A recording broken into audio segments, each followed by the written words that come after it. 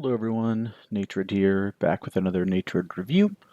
Today we're going to be looking at some first to 10 footage and a few bonus fights from Zaphyrous Talon's channel. If you haven't subscribed to him yet, please go ahead and do so. A very skilled red fighter, greatsword fighter, who has been doing big things in the tournament scene for BEL recently from what I've seen. I've been streaming my recording sessions the last couple times. Not this time. We're just going to kind of take it easy tonight and do just a quick recording. I'm really beat from the gym and from work, so I hope if you are similarly exhausted, you also have good reasons. And if you don't have good reasons, that's fine. Just feel better.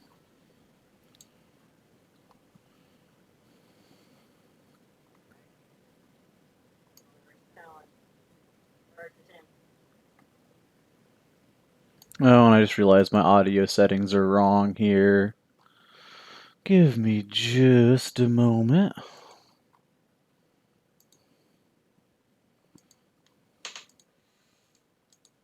Okay. So now we should be good to go. So starting off talking about gear selections here.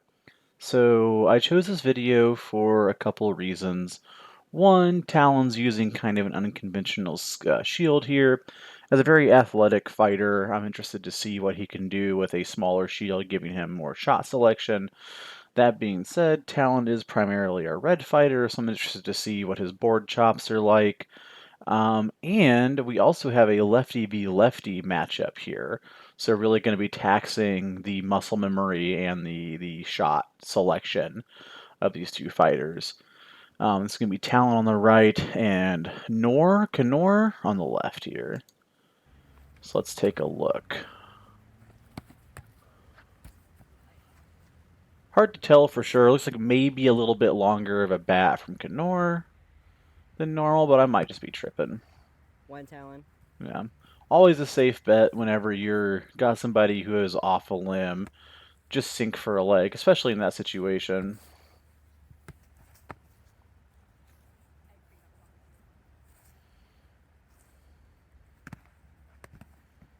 Right.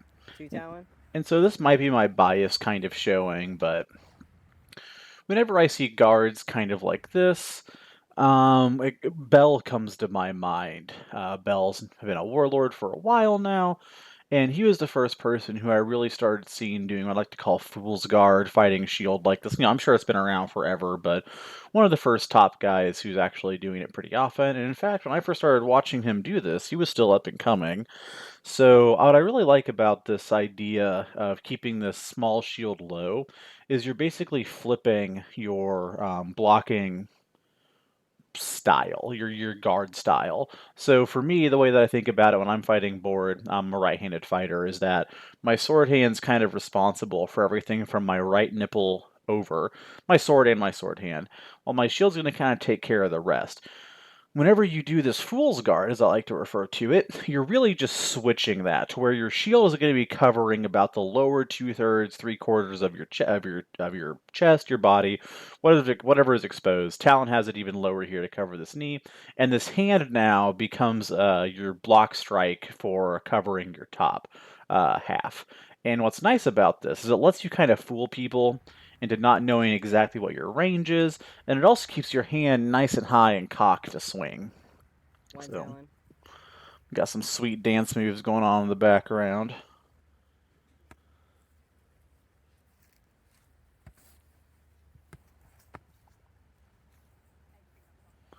So what I expect to see here, given the fact that we have some lefty on lefty action, Two Talon. and Talon's fighting with his off kit, is a reduction in like intent shots with intent.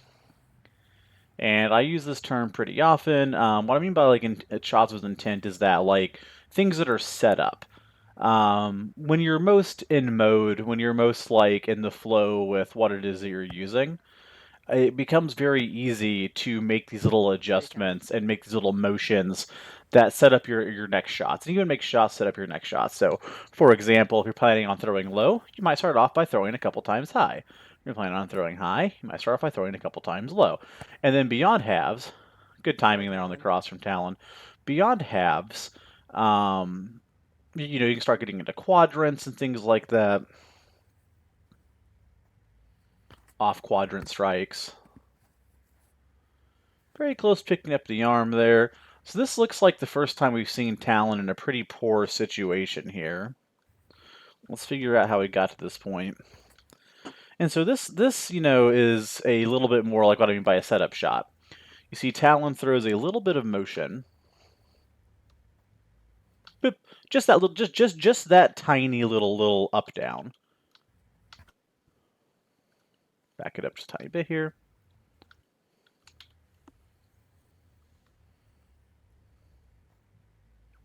Yeah, literally just a tiny cock back and then going in for the leg. An interesting concept I think about a lot is how to throw good fakes. And there's a line of thinking that I've heard, which is very provocative and interesting, that the less skilled your opponent is, the bigger your fakes have to be to get a response out of them. Whereas your better fighters, who are used to competing at a little bit higher tier of fighting, really small motions will set them off. And so I feel like this fake wasn't sold because the motion might have been too small. And now this is one of my favorite things to watch. How do we navigate being down an arm versus board? One Knor. So Knor picks that up.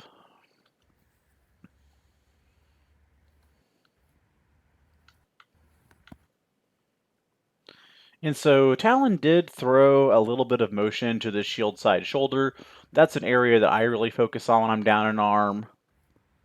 But it looks like he ends up trying to beat block this shot to his leg and maybe land the wrap on the backside, but misses it. One Knor. I think one of the most interesting things you can do when down an arm versus shield is spend a lot of time really threatening that sword side and then coming across to this shield side shoulder.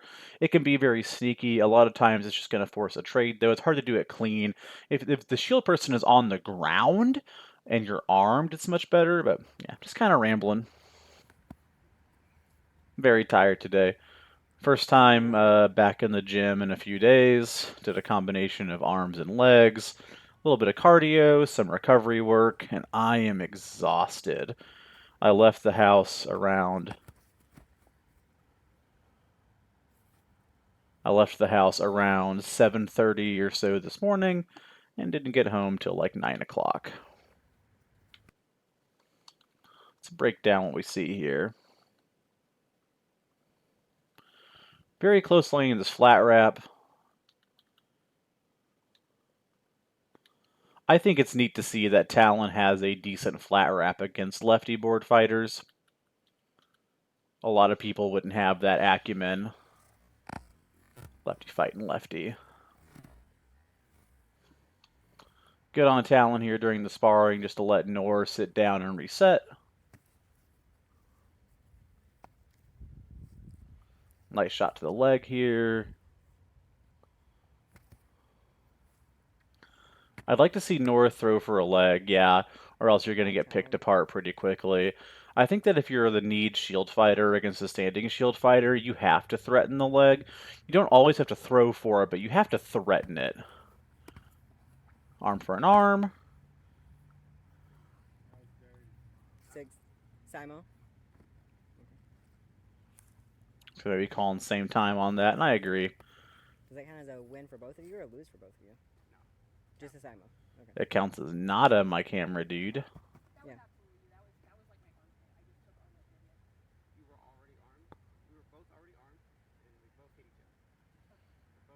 Yeah, agree with the call. You could go back and hyperanalyze it, but you can do that on your own time, man.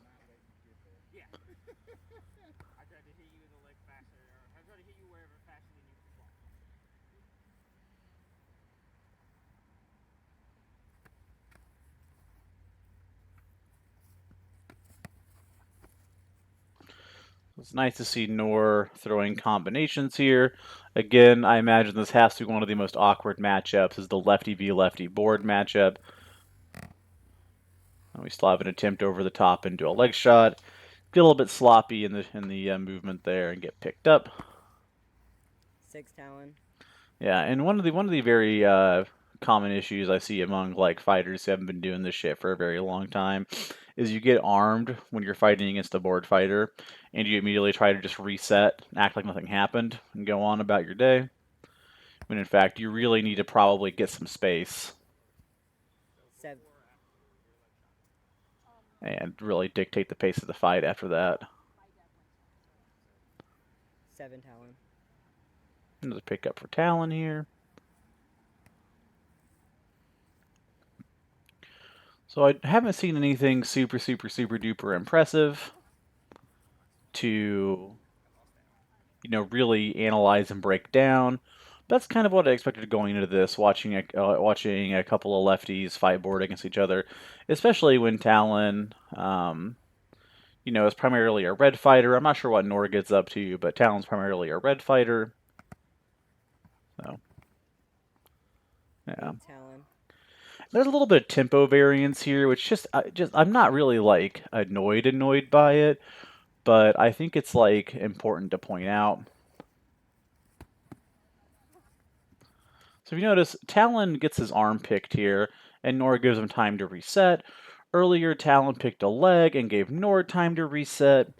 And then coming up here, we don't have the same courtesy shown whenever Nor goes to transition.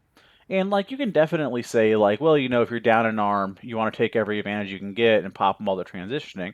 And I'd say absolutely. What I would like to point out, though, is that I think it's important to match intensity, like right here. It's important to match intensities with your sparring partner. And if you guys are going to be like, throwing through transitions, throwing shots through transitions, totally fine. If you're going to let people reset, totally fine. I know I have a bad habit of this, and it annoys me in myself, and it kind of annoys me a tiny bit in other people whenever that energy seems hard to match.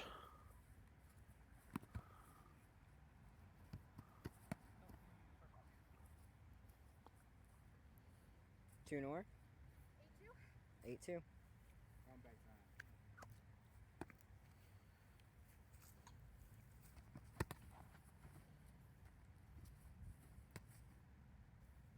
So we're going to go back and look at that shot that Nord drew once this wraps, picks up the tradey trade. Very close to a kill here. Yeah, this has been just a little bit. It looks like, okay, actually looks like this is the only shot that she would have been able to land going over the top like that because she kind of got caught up in Talon Shield. I still think that Nora, when she gets armed like this and she has the chance to, should really be stepping back and taking a moment to reset. Just get back in your groove. Like, get your body mentally snapped into the fact that you're now fighting single or you're now fighting down an arm. Have a moment to think. So yeah, now we're seeing some exchanges happen where people are really flowing, setting up shots. Like we'll watch Talon do a very simple like this is what I mean by intentional shots. Very, very easy, simple example of it. Just throw a cross body. Talon starts off with a cross. Next shot, completely other side. So that is a very like macro example. That is a giant crude example of like an intentional shot. But again, as you do styles that are more in your vein, as you fight more and more inside of your comfort zone, that intentionality, the setup factor, gets much more easy to accomplish. So yeah, now we let Nora reset. And already I can just kind of tell from Nora's stance and the way that she's looking, I'm not going to be worried about my leg at all. Still manages to pick it up there, but yeah, loses in the process. Um, I think that one of the first things you got to do is establish a little bit of fear of also legging your opponent. Again, even if it's not your goal, just drag their guard down a little ways.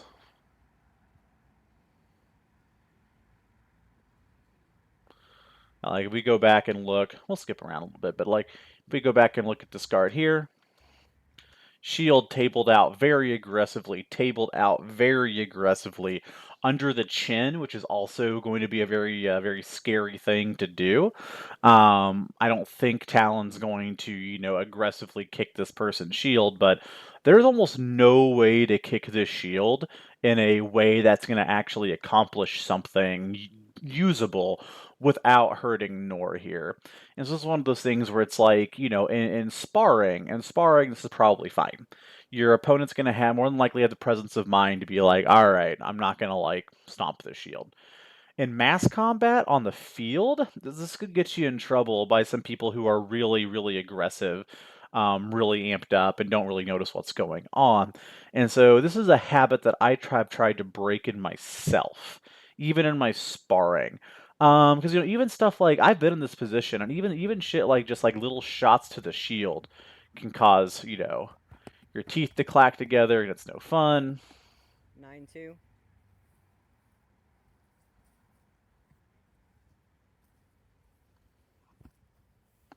Skip through the garb malfunction, the shoe malfunction. Oh, now we have Talon switching to fighting right-handed. Interesting. Sticks the leg there. Gonna call dead on it. Took a while to figure out if that was going to be hip or leg, it looked like.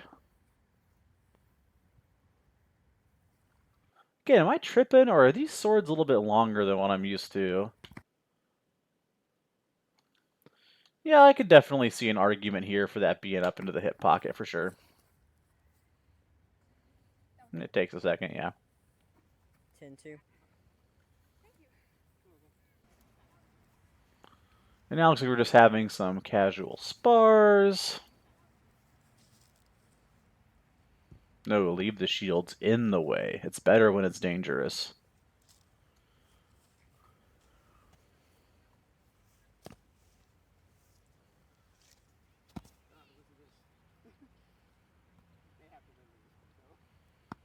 Yeah, again, Talon really using the athleticism here in some ways that don't seem like very flashy, but I feel like it's a sign of a very mobile fighter where they're not even really trying to do that projected kind of house guard, rogue theory, block strike style thing.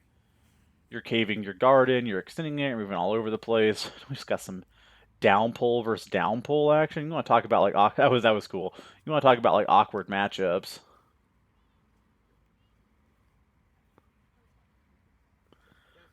I feel like I'd be super tempted to, if I armed my opponent with a down pull, to just immediately double grip the down pull and swing for the fences.